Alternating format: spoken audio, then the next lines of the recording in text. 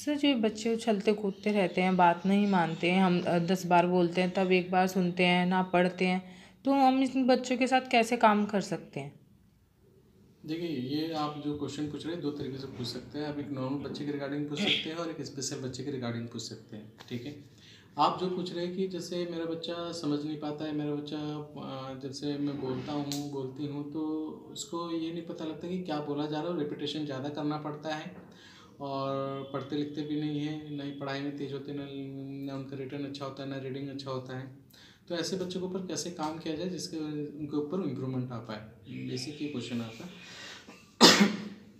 देखो, पहली तो बात ये समझनी जरूरी है कि हमारा बच्चा किस कंडीशन का है। जो भी हमारा स्पेशल बच्चा वो किस कंडीशन का है, ठीक है? वो किस कंडीशन का है, पहले चाहे वो ऑटिज्म हो, लर्निंग डिसेबिलिटी का हो, या मेंटल रिटार्डेड हो, या लर्निंग डिसेबिलिटी का हो, इंटेलेक्चुअल डिसेबिलिटी का हो, डाउन सिंड्रोम का हो, या जेनेटिक कंडीशन, किसी भी जेनेटिक कंडीशन का हो। तो हमें ये समझना है कि बच्चा पर्टिकुलर किस कंडीशन का है, किस इशू से बच्चा गुजर रहा है। उस इशू को जानकर उसके ऊपर पहले हमें असेसमेंट करना होगा कि जो बच्चे का इशू है वो किस वजह से है, उसके बैक में मतलब और क्या क्या रीजन है, और क्या क्या कंडीशन ऐसी है जो कि अभी उस बच्चे में चल रही है, जिस वजह से बच्चा समझ नहीं रहा, ठीक है? और उसकी मेडिकल हिस्ट्री क्या है, उसकी पैथोलॉजिकल हिस्ट्री क्या है, उसकी फैमिली हिस्ट्री क्या है, उसकी जेनेटिक हिस्ट्री क्या है, उसका डेवलपमेंटल माइलस्टोन कितना है। ये सारी चीज़ें हमें समझनी पड़ती है, तब जाके बच्चा समझता है, तब जाके आपको पता लगेगा कि हाँ, बच्चे का जो जो भी आप बता रहे हो कि हाँ समझने में, लिखने पढ़ने में दिक्कत होता है, वो क्यों हो रहा है। जब आप समझ जाते हो कि बच्चे में ये सारी चीज़ें क्यों हुई है, और ये अभी और कौन कौन सी कंडीशन है जिसमें बच्चा अभी ग्रसित है, अभी बच्चे को अफेक्ट हो रहा है उस कंडीशन से, या वो जो भी आप बता रहे हो उससे ज़्यादा कंडीशन आपको देखने को मिल सकती है जब आप असेसमेंट करते हो। तो एक प्रॉपर असेसमेंट होता है डिटेल असेसमेंट करने के बाद।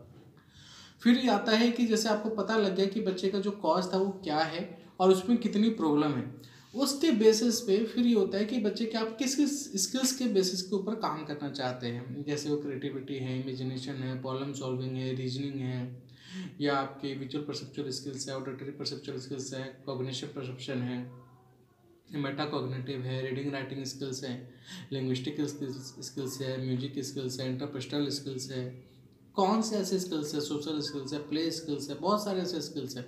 तो किस स्किल्स पे जाके आप काम करना चाहते हैं और कौन से स्किल्स पे और आप किस लेवल पे है बच्चा अभी, उसका एक असेसमेंट होता है, उसका एक प्रॉपर डिटेल असेसमेंट होगा। वो पता लग पाएगा कि बच्चा कौन से स्किल पे किस लेवल पे है, और उस लेवल पे काम करके हम बच्चे के अंदर स्किल्स पे और आप किस लेवल पे है बच्चा अभी, उसका एक असेसमेंट होता है, उसका एक प्रॉपर डिटेल असेसमेंट होगा।